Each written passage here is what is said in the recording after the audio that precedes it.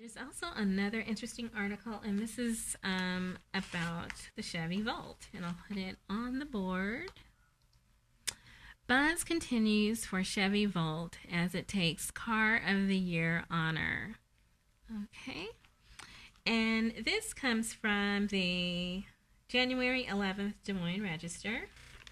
And it says this is coming from the Associated Press about Detroit, Michigan. The 2011 Chevrolet Volt got another marketing jolt Monday when it was chosen North American Car of the Year, the car that runs on electricity for 40 miles before a backup gas engine kicks in, beat out the Nissan Leaf, another electric, and the Hyundai Sonata in the annual ceremony on the first day of media previews for the Detroit Auto Show.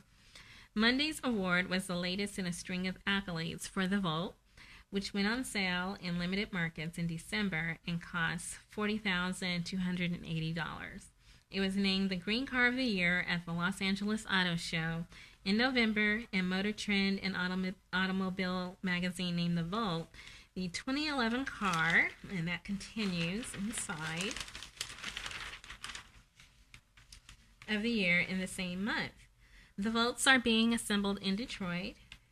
And according to Tom Stevens, who's with General Motors, he said the Volt is not a science experiment, but is meant to be a high-volume vehicle as the industry makes early moves beyond petroleum as a primary fuel source. And so that's wonderful. We did cover the electric car on our show, and the fact that there is going to be production of an electric car in Iowa, and I believe it's in Newton, and I have not followed up on that, but I think I will. It's all very intriguing.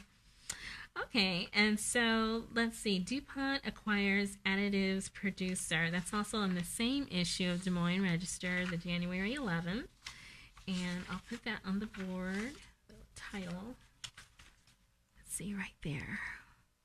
DuPont Acquiring Additives Producer. And so they're saying that DuPont is buying Danish food additives maker Danisco for $5.8 billion, merging two companies that already are working together on ethanol projects in Iowa. DuPont wants to widen its reach as the world's population grows and demand for food increases. The deal also gives DuPont more exposure to alternative fuel markets like ethanol, where Danisco products are also used. Okay, and so there's more inside.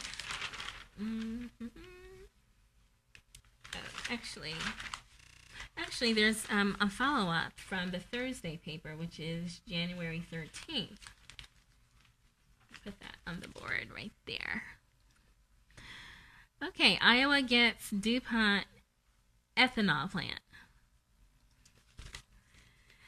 Iowa beat out Nebraska on Wednesday for an ethanol plant to be built by DuPont in either Story County or Webster County that would use corn cobs, leaves, and stalks as feedstock rather than corn. The plant will join a proposed pellet facility at Emmitsburg as Iowa's two next-generation refineries to go along with 40 corn-fed ethanol plants in Iowa, the nation's largest ethanol producer. The plant will employ about 60 people when operational, Hutchins said. And let's see, I think there's some more on the inside. Let's see. Yeah, here we go.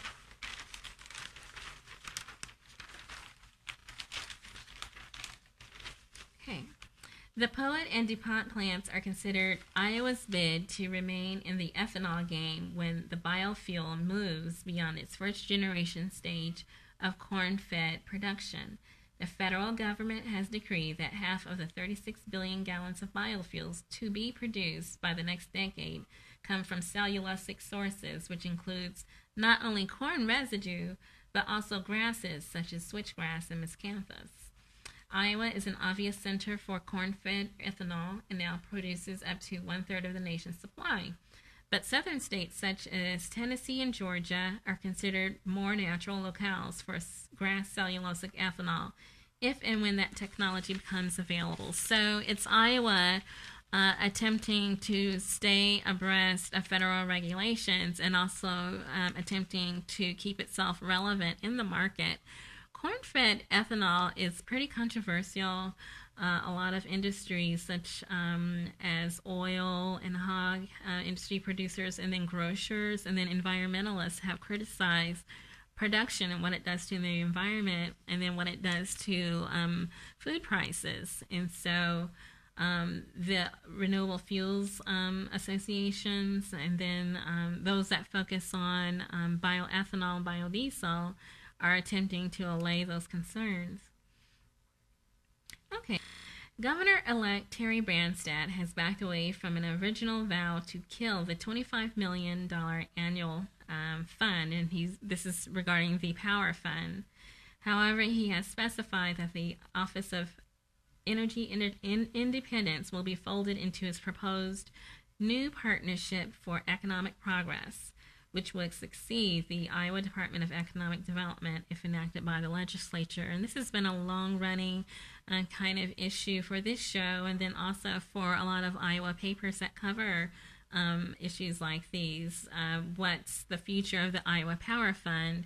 It does look as if the Iowa Power Fund will continue in some form, but the Iowa Office of Energy Independence will undergo review by Debbie Durham, who's the head of the Iowa that area now under Terry Branstad, and some adjustments will be made. We mostly focused on the Power Fund in terms of when, but they also do a lot of work with biofuels as well. We're not locking in on anything. In fact, what it tells me is we have a huge hole to dig out, and we have a lot of work to do between now and the 25th of January. And we're interested in, and that's why I'm having these town meetings. Lieutenant Governor-elect Kim Reynolds and I will be in Eastern Iowa tomorrow, asking for input and ideas. I think this information will help give people a better idea of what the realities are that we're facing, and we're looking for good ideas on how we can go from an unsustainable budget to a sustainable budget for the future of our state. And so I do believe that Terry Branstad's upcoming visit to the Iowa Renewable Fuels Summit will be of great interest to a great deal of people interested in those aspects of Iowa's economy. Pretty interesting. Okay, so we do have another article, and this is as commodities, well, I'll let you see it right there. As commodity prices all climb, food costs could do the same. And so it's a related issue. Wednesday's USDA report and the market reaction is of no small importance to Iowa, which leads the nation in corn, soybean, and hog production, and is the nation's fifth largest cattle feeding state. The high grain and livestock prices may be welcome for Iowa producers and the state's economy, but farmers have learned that they can bring political problems. A brief surge in corn prices above $7 per bushel in 2008 stimulated and it continues inside, the food versus fuel debate that continues to dog the ethanol industry. And so that's why all these issues are being closely watched, and then hopefully they'll be addressed at the Renewable Fuel Summit. So that's a good place to follow up on that issue and see how it develops. May I ask, I don't know if I missed this at the beginning, but when you talk about the potential of having state workers pay for part of their health insurance, the ones who don't already, do you have in mind how much, like a percentage they'll be paying? Well, no, that's something that would have to be negotiated, and so far, we haven't even had that opportunity. We weren't given that opportunity, and I was very disappointed in that. But I just think we're just appealing to people's fairness and sense of what's right, and then saying that most people pay a substantial amount towards their health insurance. I spent the last year unemployed, and I was on COBRA for my previous employer, and it cost me about $1,000 a month for insurance for my wife and I. So I have an idea what people are paying for insurance.